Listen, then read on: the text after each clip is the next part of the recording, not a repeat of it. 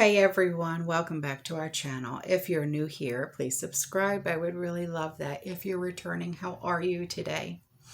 In excuse me, today's video, I want to talk about our three options when it comes to martial law. I hope it never ever comes to that. But sometimes it sure does feel like it, doesn't it?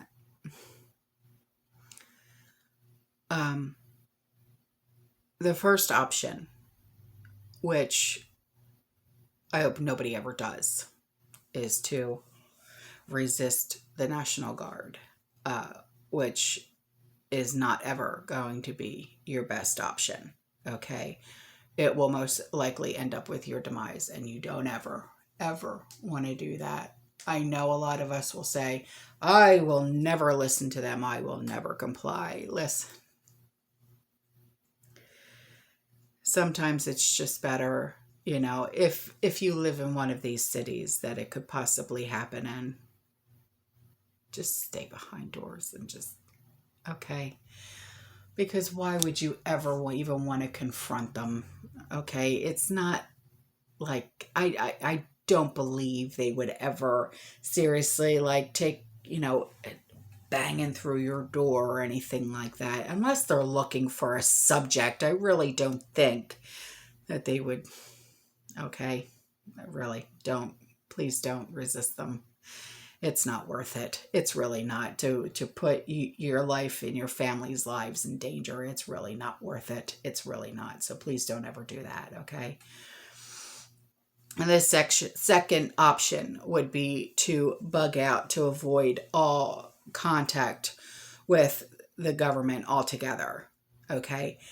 But, I mean, you would have to have such a secure bug out location. And I mean secure to the point where it's fully stocked.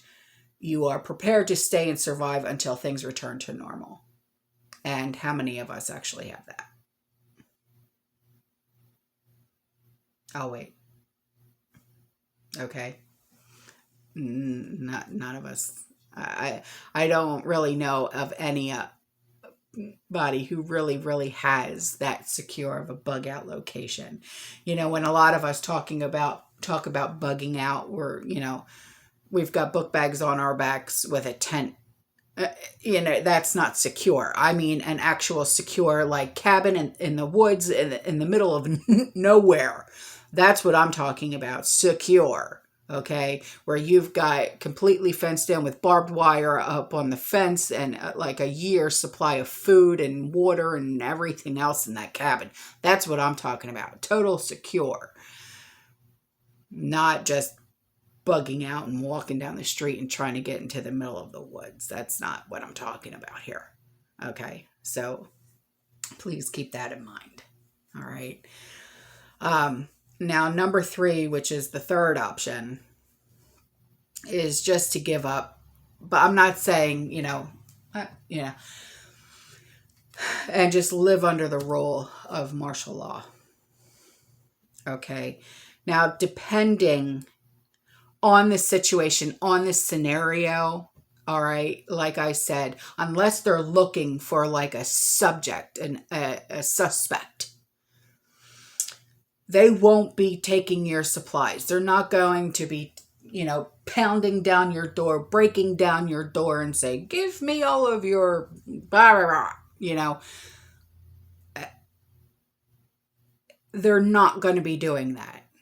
But if by some chance that could possibly happen, do yourself the favor now and hide 75% of your preps if you can. Okay? How you could hide this is where you would have to be become so totally creative. You know what I mean?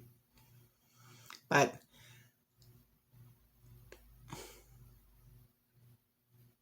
take for example, okay, remember when the Boston Marathon happened? Okay. They put them in martial law.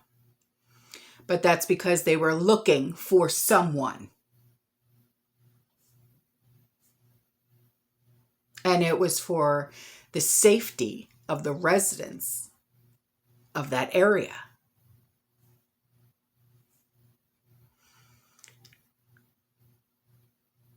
They didn't, not that I can remember, they didn't go charging through people's homes and looking to see who has what. They had the eye in the sky with infrared, because that's how they found him, wasn't it? Or no, I'm sorry, it was the guy with the boat. But I'm just saying, I really don't think that that's what their plan is to see who has what. But anyway, that's all for this video. I love you guys. I'll see you in the next one. Stay safe, stay warm, stay positive. Keep prepping.